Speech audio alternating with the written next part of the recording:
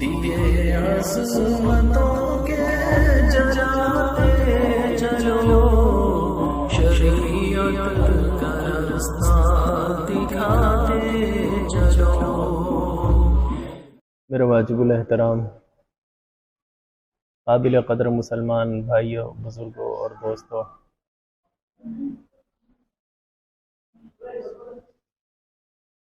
अल्लाह ताला का रहमतों वाला महीना रमज़ानुल मुबारक कुछ ही दिनों बाद शुरू होने वाला है।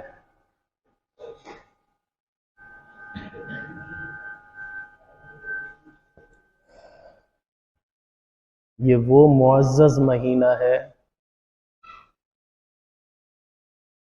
कि जिसका नाम भी अल्लाह ने खुद रखा है।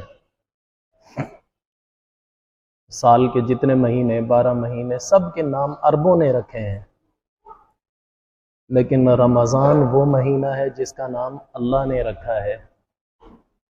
क्यों?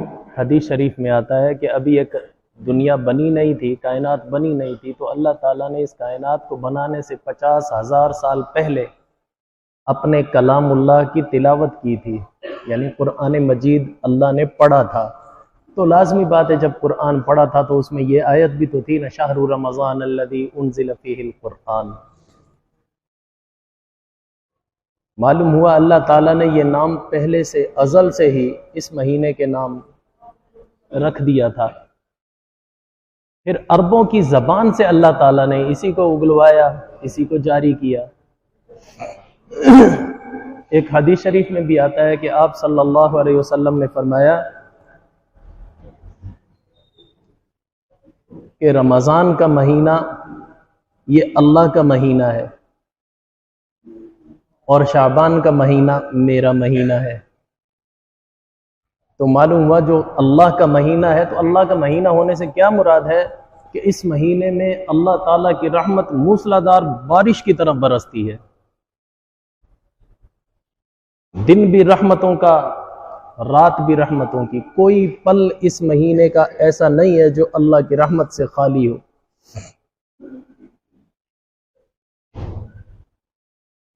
क्यों? इस महीने के दिन में भी इबादत रखी है, रात की भी इबादत रखी गई है। इबादत ही इबादत, जिसकी वजह से अल्लाह ताला ने इस महीने को ही रहमत पर मुश्तमिल कर दिया। इस महीने की सबसे बड़ी इबादतें दो हैं, दिन का रोजा, रात का क़ियामुल लैल, यानी सारी रात खड़े होकर इबादत करना। ये बड़ी अहम इबादतें हैं। रोजा खुद इतना कीमती इबादत है कि एक हदीस शरीफ में आता है कि रोजादार रोजा रखकर सो जाए, सोने से मुराद यह नहीं कि नमाजें पढ़ना छोड़ दे, नमाजें पढ़े लेकिन बाकी अपने सारी मसरूफियात वगैरह छोड़कर सोता ही रहे, तो उसका सोना भी इबादत है।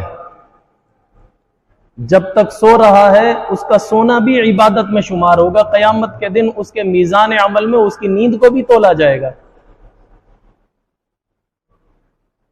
और एक हदीस शरीफ में आता है कि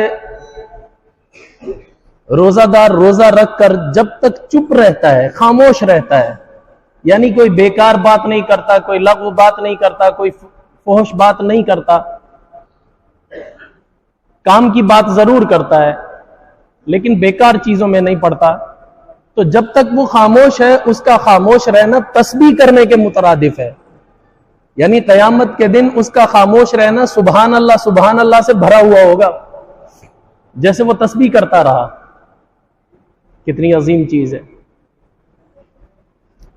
इसी तरह एक हदीस शरीफ में आता है कि रोजेदार के मुंह की बदबू, लाजिम बात है जब सुबह से शाम तक बंदा भूखा रहता है ना, तो कुछ खाता पीता नहीं है, तो मुंह के अंदर एक हीक सी पैदा हो जाती है। हमारे नजदीक तो वो बदबू है, लेकिन अल्लाह ताला के नजदीक क़यामत के दिन वो बदबू मुश्क और अंबर से भी ज्यादा आला और अफजल होगी।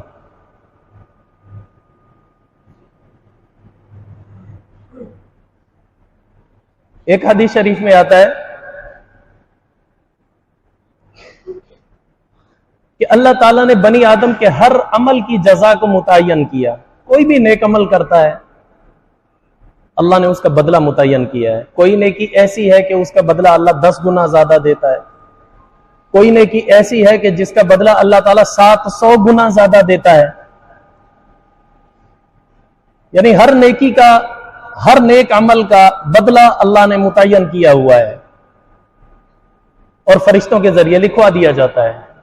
लेकिन रोजा एक ऐसा अमल है कि जिसके बारे में हदीस शरीफ में आता है, हदीस कुदसी है, यानी वो हदीस जिसमें अल्लाह ताला इरशाद फरमा रहे हो, अल्लाह ताला फरमाते हैं अस्सौमु ली वाना उज्जा भी, रोजा मेरे लिए है तो उसका बदला मैं खुद हूं। यानी इतना अजर ज्यादा है कि फरिश्ते नहीं उसको शुमार कर सकते, काउंट कर सकते, लिख सकते। वो अल्लाह ने अपने ऊपर रखा है, मैं खुद लिखूंगा, मैं खुद शुमार करूंगा उसका कितना बड़ा बदला देना है। अंदाजा कीजिए कितनी बड़ी इबादत है। अल्लाह ताला जिस चीज को शुमार करेंगे वो कितना होगा, अपनी शान के मुताबिक देंगे। इसी तरह एक हदीस शरीफ में आता है कि कयामत के दिन जब नफ्सा नफ्सी का आलम होगा, लोग सारे घबराहट में मुब्तला होंगे, परेशान होंगे, पता नहीं कैसा हिसाब व किताब होगा, पता नहीं हमारा नामा अमाल कैसा निकलेगा। इसको कुरान मजीद में कहा गया है यौमिन फज़इन अकबर, बहुत बड़ी घबराहट का दिन। इतनी बड़ी घबराहट होगी, एक मशहूर हदीस है कि लोग परेशानी में के आलम में एक एक नबी के पास जाएंगे, हर नबी यही कहेगा नफ्सी नफ्सी नफ्सी नफ्सी, मुझे तो मेरा नहीं पता मेरे साथ क्या होना है, मुझे तो मेरा नहीं पता मेरा क्या होना है। वो इतनी बड़ी घबराहट का दिन होगा। उस वक्त भी जो लोग अपना हिसाब व किताब देने के लिए परेशान खड़े हुए होंगे मैदान हशर में, उस वक्त कुछ लोग देखेंगे कि कुछ मुट्ठी भर लोग हैं जो अल्लाह के अर्श के साए के नीचे उनका दस्तरखान लगा हुआ है, वो बैठे खाना खा रहे हैं। तो वो देखकर बड़े हैरान हो जाएंगे, कहीं यार इनको तो देखो, ये कौन लोग हैं, हम अपनी परेशानी में मुब्तला हैं और ये मजे से खाना खा रहे हैं।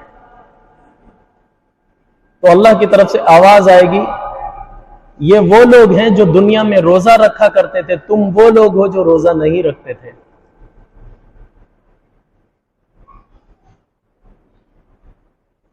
जिनको अल्लाह अपने अर्श के नीचे मेहमान बनाएगा, क्या अल्लाह उनको जाया कर देगा?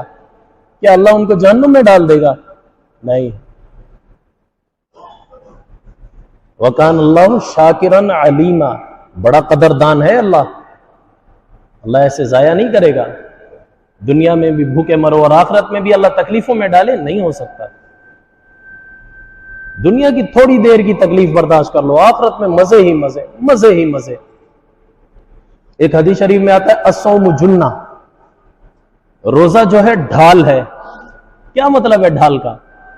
यानी अगर जहन्नुम से बचना चाहते हो कि जहन्नुम तुम पर हमला आवर ना हो, रोजा इख्तियार कर लो, ये ढाल है, जहन्नुम में गिरने नहीं देगा।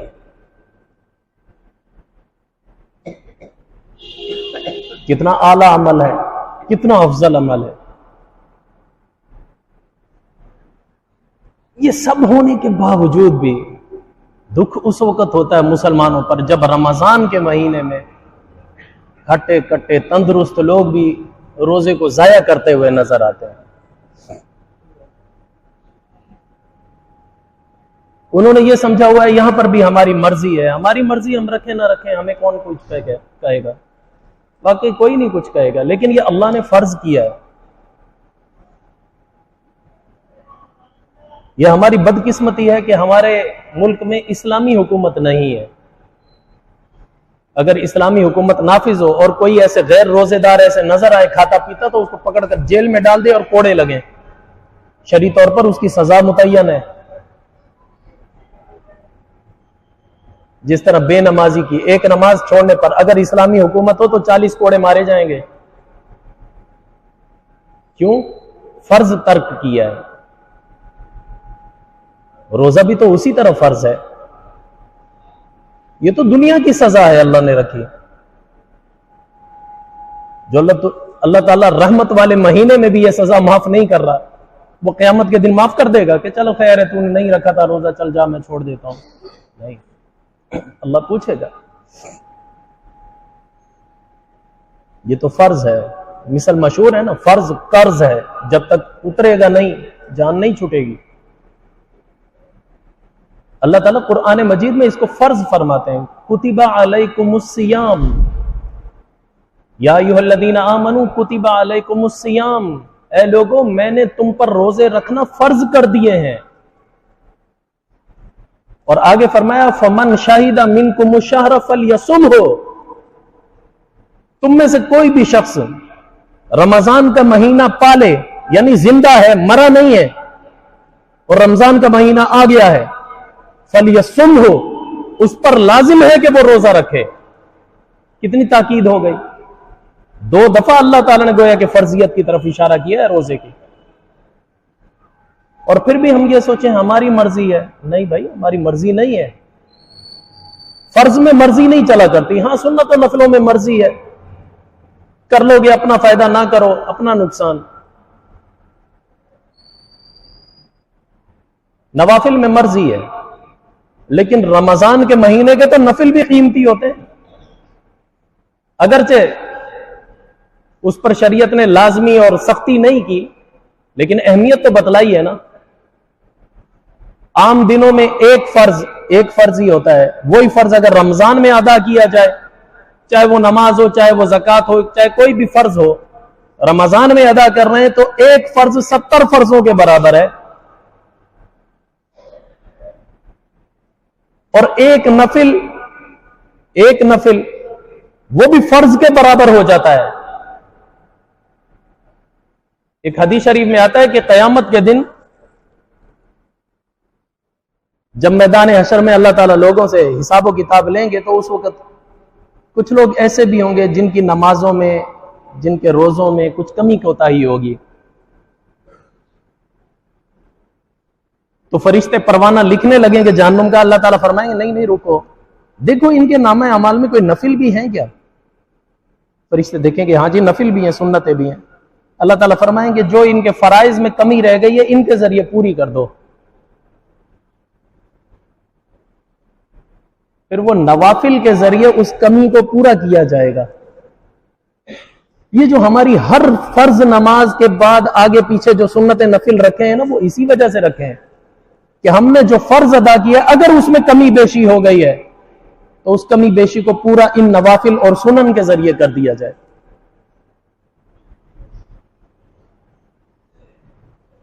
तो क़यामत के दिन भी उन नवाफिल के जरिए कमी बेशी को पूरा किया जाएगा। अगर नवाफिल नहीं होंगे, लाजमी बात है नानी का घर आगे हाजिर है, जानो उधर ही जाना है, और कौन सा ठिकाना है। तो नवाफिल भी कीमती हैं। और अगर यही नवाफिल रमजान में अदा किए जाए, एक एक नफिल फर्ज के बराबर हो जाता है, तो कितना अजर सवाब बढ़ गया। हदीस शरीफ में आता है कि क़यामत के दिन 70 नफिल इकट्ठे करके एक फर्ज की कमी को पूरा करेंगे। और रमजान का मौका कितना अच्छा है कि एक एक नफिल इतना कीमती हो गया कि एक नफिल ही 70 नफिलों के बराबर हो जाएगा। एक सुन्नत ही 70 नफलों के कायम मकाम हो जाएगी। तो रमजान की सुन्नतें भी कीमती, रमजान के नवाफिल भी कीमती। फर्ज की तो बात ही ऊंची है ना। हम फर्जों को जाया कर देते हैं। कुछ लोगों को देखा गया कि रोजा रखकर नमाज नहीं पढ़ते, कुछ को देखा गया नमाज के तो पाबंद है लेकिन रोजा ही नहीं है। थोड़ा सा किसी को नजला जुकाम हुआ जी रोजा नहीं रख सका। पिछली बार तो मैंने एक नौजवान से पूछा यार तेरा रोजा क्यों नहीं? उस्ताद सुबह सुबह उठ के ना उल्टी सी आ रही थी मुझे, इस वजह से मैंने नहीं रखा। यार इतनी सी बात पर रोजा छोड़ दिया, जी मतला रहा था रोजा छोड़ दिया। असल बात यह कि हमें कदर व कीमत का नहीं पता। आखिरत पर हमारा यकीन कमजोर है। अगर यकीन कामिल हो ना, हमारे लिए नफिल भी बहुत बड़ी अहमियत रखेंगे। हजरत अब्दुल्ला बिन जुबैर रजी अल्लाह ताला अन्हु नफिल रोजे का इतना एहतमाम किया करते थे कि सौमे विसाली रखा करते थे। सौमे विसाली एक होता है सौमे दाऊदी, हदीस शरीफ में आता है। आप सल्लल्लाहु अलैहि वसल्लम मना किया करते थे सौमे विसाली ना रखो, सौमे दाऊदी रख लिया करो भले। सौमे दाऊदी क्या है? एक दिन रोजा रखो, एक दिन ना रखो, एक दिन रोजा रखो, एक दिन ना रखो। ये हजरत दाऊद अलैहिस्सलाम इसी तरह किया करते थे।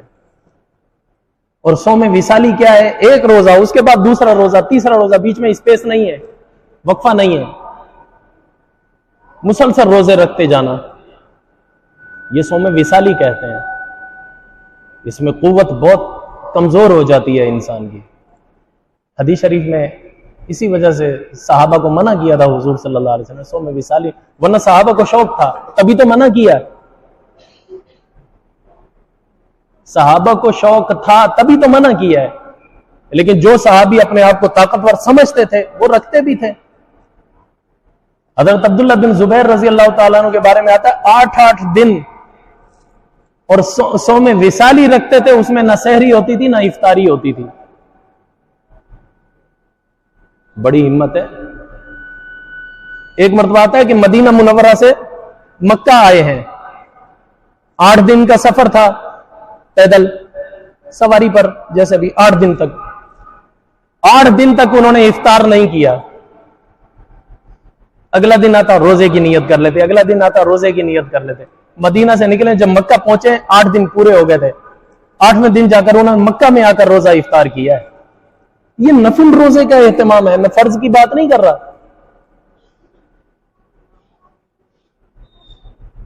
नफिल रोजे की इतनी अच्छा। सन 12 हिजरी में एक जंग लगी है, जंग यमामा। यमामा एक जगह का नाम है, ये मराकश में है, जिसको मगरिब कहा जाता है, जिस मुल्क को। इब्नुल अरबी उसी इलाके के रहने वाले थे।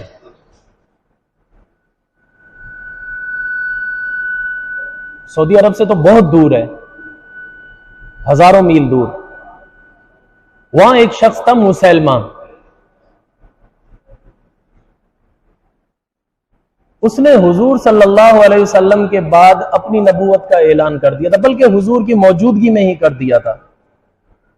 पहले उसने एक पैगाम भेजा था हुजूर सल्लल्लाहु अलैहि वसल्लम के पास, ए मोहम्मद, अगर अपने बाद मेरे नाम नबूवत कर दे तो मैं अपनी पूरी कौम समेत तुझ पर ईमान लाने को तैयार हूं।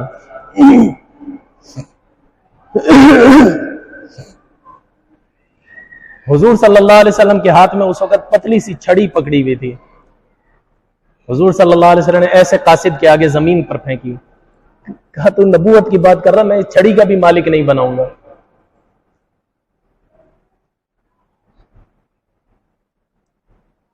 जब ये कासिद वहां जाकर मुसैलमा कज़्ज़ाब को इसने इतला दी है, तो उस वक्त हुजूर सल्लल्लाहु अलैहि वसल्लम की वफात में कुछ ही दिन बाकी रह गए थे।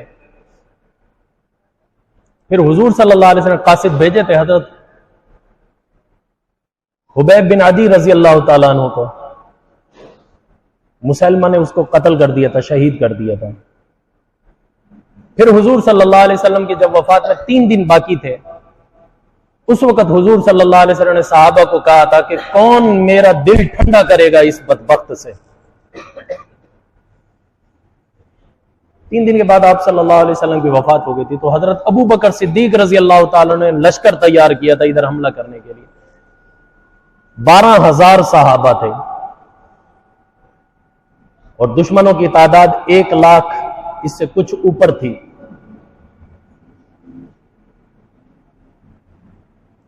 हजरत अबू बकर सिद्दीक रजी अल्लाह ताला अन्हु ने अंसार के अमीर अलग बनाए थे, मुहाजिरीन के अलग बनाए थे। जो मुहाजिरीन का अमीर बनाया था हजरत ज़ैद बिन खत्ताब रजी अल्लाह ताला अन्हु को बनाया था, हजरत उमर रजी अल्लाह ताला अन्हु के भाई को। और साथ ही कह दिया था जब ये शहीद हो जाए इसके बाद सालिम मौला अबी हुज़ैफा को अमीर बना लेना। जब ये भी शहीद हो जाए फिर अब्दुल्ला बिन मखरमा को अमीर बना लेना। 6 सहाबा की तरतीब बताई थी हजरत अबू बकर सिद्दीक ने, ये भी शहीद हो जाए इसको बनाना, ये भी शहीद हो जाए इसको बनाना, ये भी शहीद हो जाए इसको बनाना। सहाबा कहते हैं हमें यकीन हो गया था, अब बचना नहीं है। अब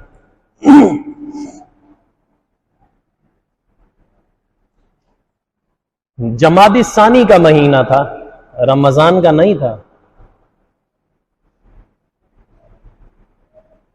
जमादी सानी रोजों का महीना नहीं था। सहाबा जब गए हैं तो इस्लाम में वो जंग जिसमें सहाबा का सबसे ज्यादा नुकसान हुआ हो, नुकसान जिस जंग में हुआ है वो यही जंग यमामा थी। इस्लाम में जो खौफनाक तरीन जंग लड़ी गई है वो जंग यरमूक है, हजरत उमर के जमाने में। जिस जंग में सबसे ज्यादा नुकसान हुआ है वो हजरत अबू बकर सिद्दीक के जमाने में जंग यमामा है, जिसमें 1200 के लगभग सहाबा शहीद हुए थे, जिनमें 700 से ज्यादा सहाबा आलिम, मुफ्ती, हाफिज थे।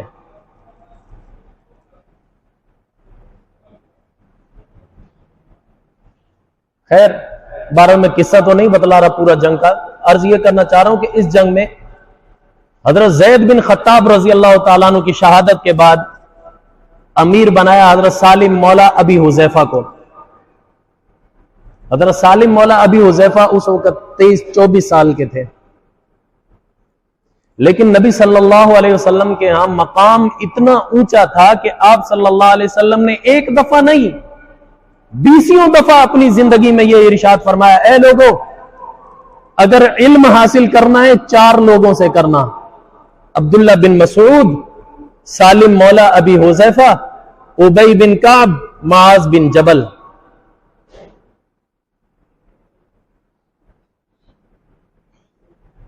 तो कितनी ऊंची अहमियत है। अच्छा, एक बात और सुनो, हजरत उमर रजी अल्लाह तआला अन्हु जब शहीद होने लगे ना, जब खंजर लगा था, तो खंजर की वजह से ये जख्म इतना गहरा हो गया था कि हजरत उमर रजी अल्लाह तआला को जो दूध वगैरह पिलाया जाता था वो यहीं से निकल जाता था। हजरत उमर को भी यकीन हो गया था कि मैं अब रह नहीं सकूंगा दुनिया में। सहाबा को भी यकीन था ये जख्म इतना गहरा है कि अब बचना नामुमकिन है। उस वक्त कुछ सहाबा ने कहा हजरत उमर रजी अल्लाह तआला अन्हु को कि आप अपना कायम मकाम, अपना नायब अमीर मुतय्यन कर दें। तो हजरत उमर रजी अल्लाह तआला अन्हु ने एक आह भरी और कहने लगे कि ऐ काश सालिम मौला अबी हुज़ैफा जिंदा होता, मैं अपने बाद अपना नायब, अपना अमीर उसको बनाकर जाता।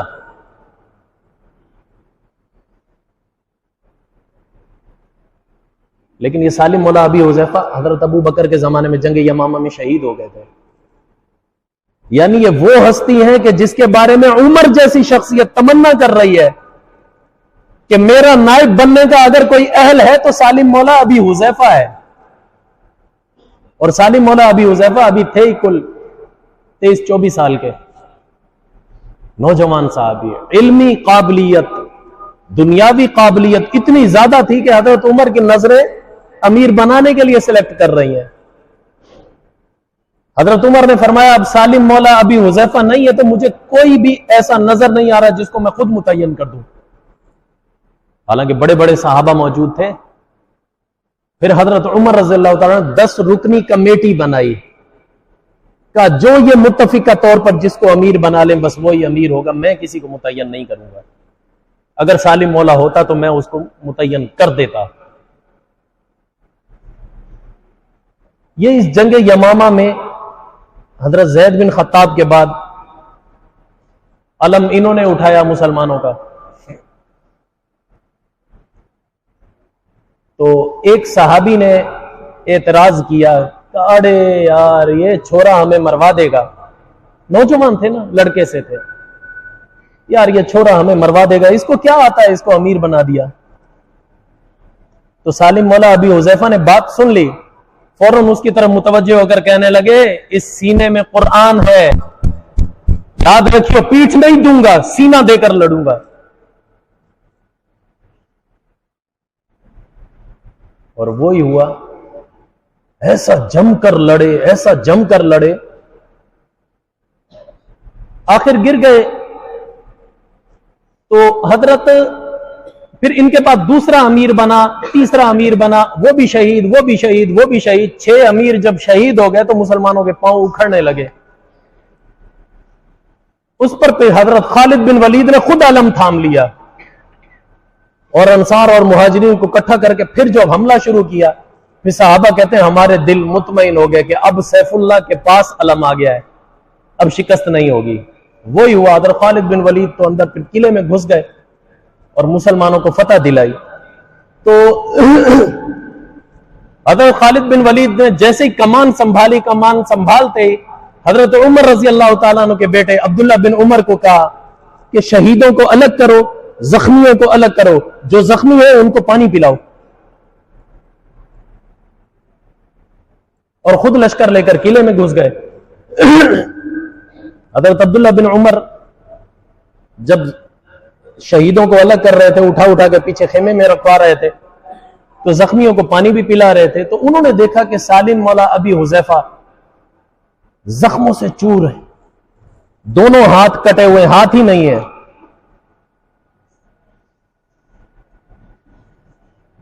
तो बस जबान ऐसे बाहर की तरफ निकल रही है, मुंह खुश्क हो रहा है। तो ये दौड़ते हुए गए, सालिम मौला अबी हुजैफा के पास जाकर कहने लगे पानी पियोगे? उन्होंने कहा नहीं, पहले ये बताओ मुसलमानों का क्या हुआ। कहा अल्लाह ने फतह दे दी है। क्यों? अभी फतह हुई नहीं थी। अगर खालिद बिन वलीद अंदर घुस चुके थे किले में, लाजिम बात है जो किले में घुस जाए फौज, नामुमकिन है कि वो फिर शिकस्त खा जाए। इस लिहाज से हजरत अब्दुल्ला बिन उमर ने कहा कि खुशखबरी है तुम्हारे लिए, अल्लाह ने फतह दे दी है, मुसलमानों को कामयाब किया। कहा वो जिसने मुझ पर एतराज किया था वो क्या कहता है? कहा वो भी शहीद हो चुका है। कहा अच्छा, फिर गवाह रहना, मैं भी यहां से चला जाऊंगा। तो हजरत अब्दुल्ला बिन उमर फौरन कहने लगे पानी पिलाऊं, पानी पिलाऊं? कहने लगे नहीं, ये मेरी ढाल पड़ी है, इसमें पानी डाल दो, अगर शाम तक मैं जिंदा रहा तो मैं खुद ही उठाकर इफ्तार कर लूंगा, अगर ना हुआ फिर मैं रोजा रसूलुल्लाह सल्लल्लाहु अलैहि वसल्लम के साथ इफ्तार करूंगा। ये रोजा उनका रमजान का नहीं था, फर्ज नहीं था, नफिल रोजा था। जमादुस्सानी में जाकर लड़े हैं, रमजान में थोड़ी ये लड़ाई हुई है। वो नफिल रोजे का इस कदर एहतमाम कर रहे हैं और हम फर्ज का ना करें। फिर इनके बाद जो अमीर बने वो है हजरत अब्दुल्ला बिन मखरमा।